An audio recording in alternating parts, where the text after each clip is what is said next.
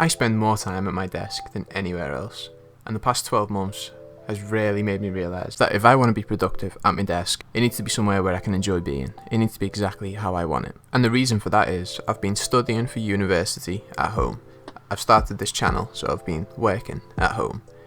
And I also really like to game, so I've been gaming at home, which obviously. And one thing that I've come to realise is having a clean desk exactly how you want it is essential. It's got to be somewhere that you want to be. I've watched hundreds of YouTube videos of other people's desk setups, and I've took inspiration from a lot of them. And hopefully you find some inspiration from my desk to maybe put into your own. So everything I talk about is going to be listed down below in the description if you want to go check it out. I'll also put links to videos that I've done on certain things in the desk setup, so if you're interested and you want to find out a little bit more and I've done a review on it, it'll be down below. Are you ready? Let's get into it.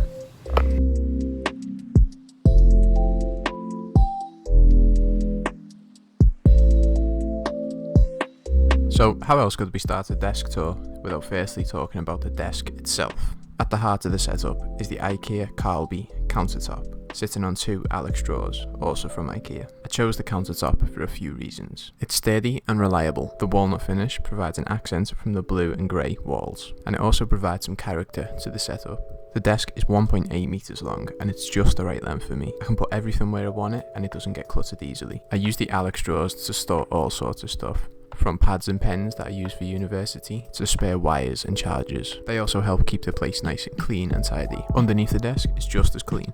I use a cable tray that I bought on Amazon. I use it to store the extension lead and all power brick. It helps keep all of the wires out of sight and out of mind. I also bought one table leg to put in the middle, just to reduce the chance of the desk bending in the middle due to the weight of the monitors. Speaking of the monitors, I've got two in the stacked orientation. They're both connected to the desk by monitor arms. I've got one from ERGO, which is more of a heavy duty one for the ultra wide, and then I've just got a basic Amazon one, which is a taller one for the standard size monitor. If you are looking for a monitor arm that can hold an ultra wide, I definitely recommend this one. It holds this 43-inch monitor, no problem. Speaking of that monitor, this is the CJ89 from Samsung. It's a super ultra wide, 43 inches, 120 Hz. It's an absolute multitasking monster. It's great for any university work that I do. It's great for editing videos, and with the 120 Hz, it also provides an amazing gaming experience. The top monitor is the most standard monitor you can get. It's 1080p, 60 Hz, and I only use it for Spotify or Discord. And the PC pushing those pixels is a custom PC that I built. And while I do love this PC and it does look amazing, the specs are a little bit outdated. So I am planning to do an upgrade early next year, whenever I can get my hands on a 30 series card and a 5000 series AMD CPU. So be sure to subscribe so you don't miss that build. Okay, so we actually just passed 200 subscribers last night, so you can see that. So thank you all so much. So we're on our way to 1,000. If you wouldn't mind subscribing, that'd be amazing. Let's get back to it. And the PC is being elevated by a spare piece of kitchen countertop that I got from B&Q, and it's on some IKEA Capita legs. The reason for this is I plan to upgrade my audio soon. I'm planning on getting a bigger DAC and amp, so I wanted somewhere to put that, so I was thinking ahead. So in the future, they're going to go underneath there, along with the new headphones that I get. Speaking of audio, I'm using the Logitech G560 speakers. These sound amazing, and they look just as good.